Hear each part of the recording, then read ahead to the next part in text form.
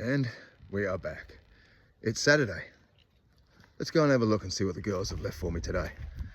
It's going to be blueberries, but let's see how many they've left, not what they've left. Ooh-wee! Lots and lots of blueberries, but we are nearly there, okay? I promise you, on Tuesday, there will be something different.